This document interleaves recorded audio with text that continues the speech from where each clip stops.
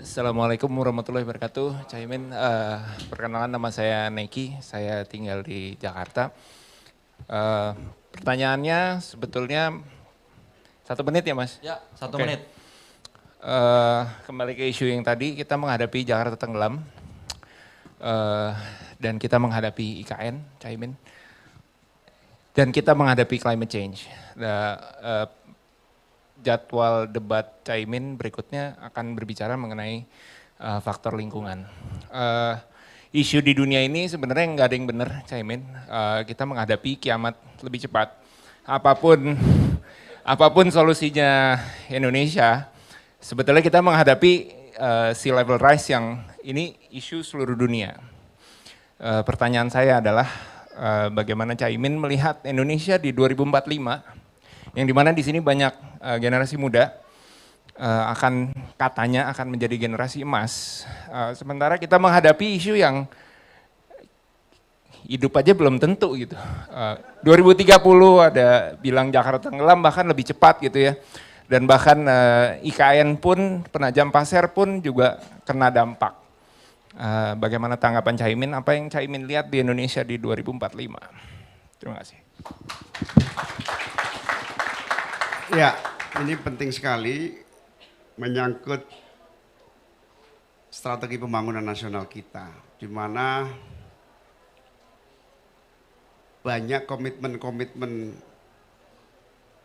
keberlanjutan pembangunan kita, terutama menjaga lingkungan kita itu diabaikan di dalam proses perencanaan sampai pada level implementasi. Termasuk kita hari ini agak menjadi korban dari kegagalan perencanaan di awal.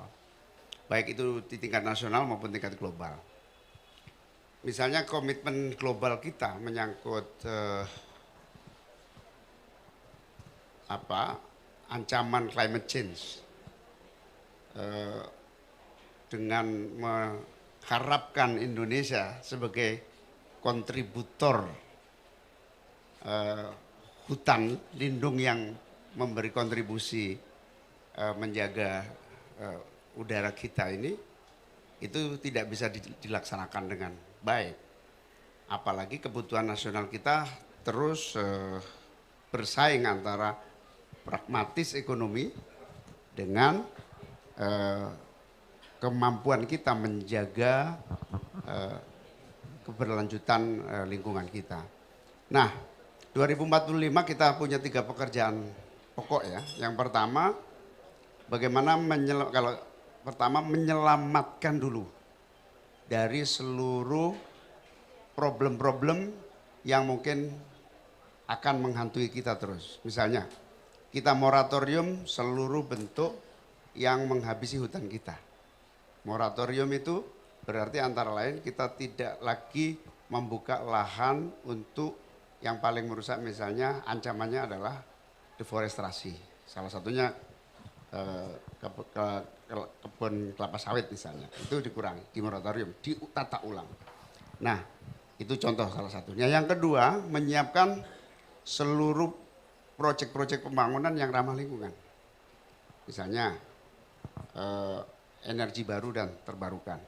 Dilaksanakan dengan disiplin, tahapan-tahapan yang terukur, lalu anggaran kita yang serius, mulai dari regulasinya, jumlah anggaran yang digunakan, semuanya tidak parsial, dan tentu di situ ada konflik of interest yang tinggi antara pemain bisnis dan pembuat kebijakan. Di situ harus ada yang namanya konsistensi menjaga kebutuhan ekonomi dengan pelestarian lingkungan hidup, itu yang kedua. Nah, yang ketiga tentu saja kita memiliki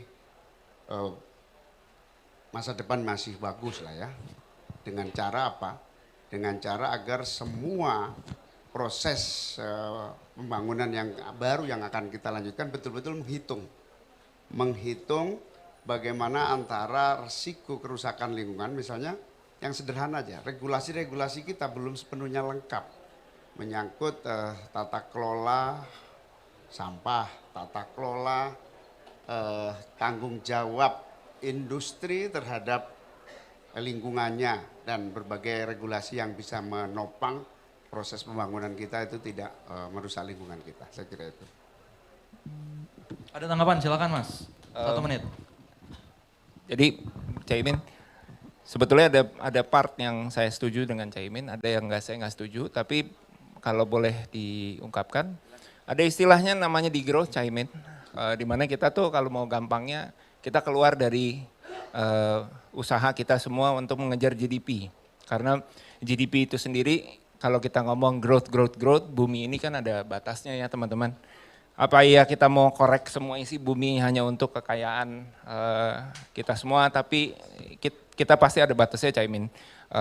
Jadi kalau boleh saran, coba deh kita keluar dari GDP, coba kita kejar yang lain. Mungkin kejar Gross National Happiness Index seperti di Bhutan. Ya, itu ada seperti itu, tapi untuk di growth dan post growth itu juga kalau Caimin nanti baca-baca lagi bisa buat bahan debat.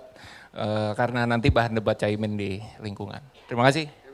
Oke, terima kasih Mas. Terima kasih. Jadi alternatif pola kerja saya kira patut kita cari supaya menjadi solusi alternatif itu. Makasih, terima kasih.